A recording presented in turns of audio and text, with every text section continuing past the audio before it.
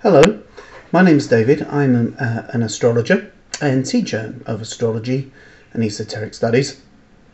And this is the first of a short series of video clips to explain the astrological birth chart.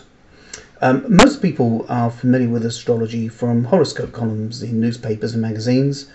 And if that were your only impression of astrology, you'd think that astrologers, for example, think that there are only 12 types of people on the planet, and that what's happening to somebody who was born in the springtime in different parts of the world would be exactly the same on any day. And of course, that would be a nonsense, which is what a lot of people think astrology is. However, astrology is different to that.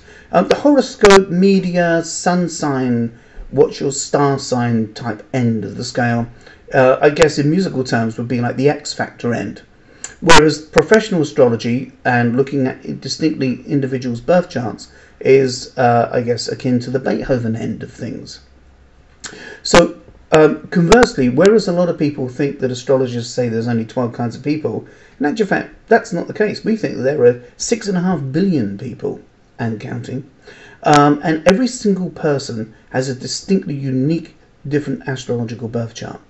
A birth chart is calculated by looking at the time and the place and the date of a person's birth and drawing like a picture of the cosmos from the perspective of where they begin their life.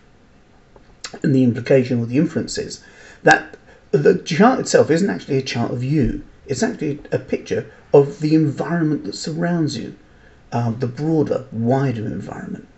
Now, we know from neuroscientific studies that it is the case that the immediate environment that surrounds a baby does have an effect on how the brain develops and therefore the architecture of the brain and therefore the character of the person. Research is being done at the moment to see whether or not the broader environment can be assessed in neuroscientific terms to have an impact or influence on the shaping or the sculpture of character, not just at birth but ongoing through the life. But that would be something we'll report back at a later stage. For now, we have about 6,000 years of anecdote and experience of observation of astrology, which seems to support these notions, which aren't yet necessarily codified in scientific understanding, but like other things, like love isn't codified in scientific understanding either, and people are trying to understand that through microscopes. So we have a discipline that survived about 6,000 years, and for an idea to carry that long, there's probably something in it, but what is it? Okay, well, I'd like you to park the idea that you're a sign.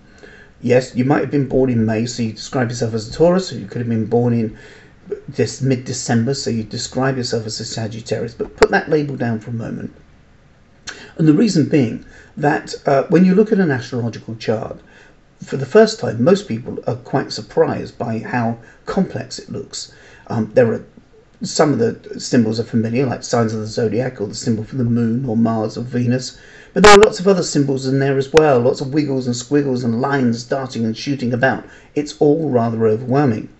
Whereas when you look at a simplistic horoscope, it says you are a Taurus, you are a Gemini, you are a Cancer, and so. When you look at an actual birth chart, it's complex. Well, human nature's like that. We're not just simple creatures defined by one thing. I guess a biological equivalent would be to say that sun sign columns and star sign columns, they call it stars because the sun is a star. Horoscopic astrology does not look at stars. We look at planets. There are types of astrology that look at star constellations, but they're not horoscopic as such. They're usually called sidereal astrology or fixed star astrology. But the kind of things that you might be familiar with in terms of a birth chart or horoscope columns, horoscopic astrologers look at planets. And we look at the entire solar system. Media columns look at one thing. So when you look at an astrological birth chart, first of all, if you counted up the amount of wiggles, squiggles, lines and things in there, you'd probably find about between 70 to 80, maybe even 90 different things occurring. Whereas a horoscope column looks at just one thing, which is the equivalent, I guess, in biological terms of saying, hey, you're a human being, and your anatomy has various parts and bits. So you have a shoulder, you have an elbow, you have a toenail. Well, you're a toenail. Ignore the rest of your body. We just look at one piece. You're a toenail. What does that mean? Well, it means you shuffle through life. Well, okay, I shuffle through life. And then you go up to someone and say, hello, I'm a toenail. What does that mean? Oh, I shuffle through life. What are you? I'm a shoulder. What does that mean? I carry responsibility. Fantastic, I'm just a toenail.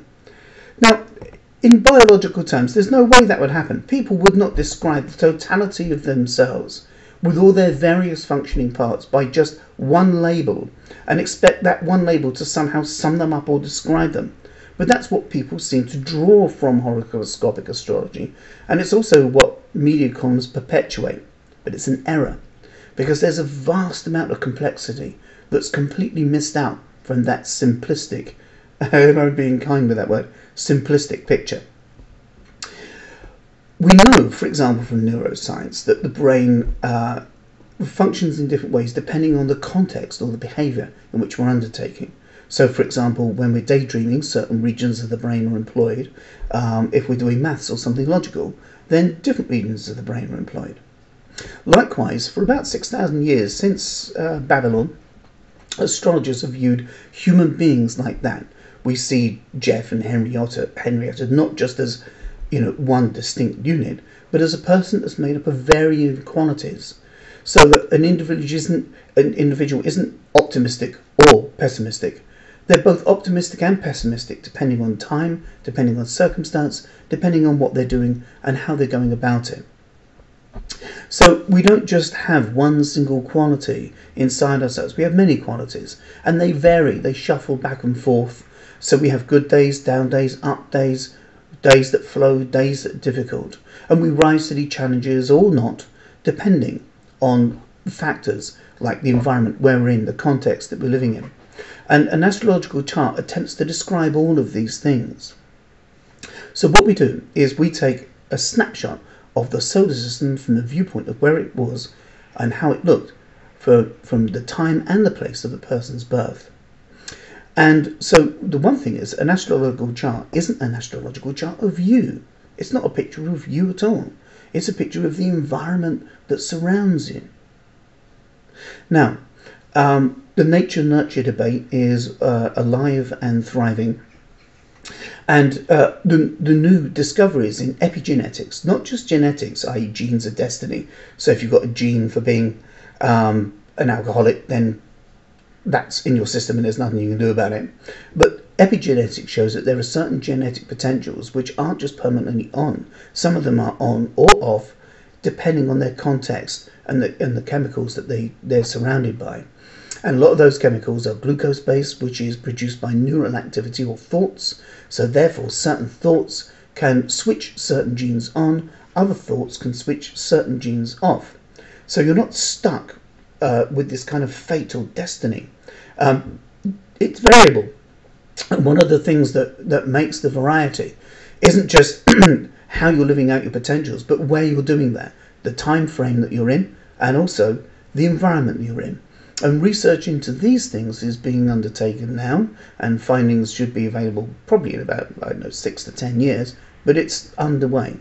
Meanwhile, we have 6,000 years of anecdotal evidence behind us. And I guess for an idea to stand the test of time and be around for 6,000 years, there's possibly something in it. So astrologers don't just look at an individual as a distinct whole, like writing a Facebook profile of 4 sentences and saying, Jeff is this, or Henrietta is that. What we do is we say, well, Jeff is this in this context. He's like this when he talks to his mum. He's like that when he talks to a traffic warden.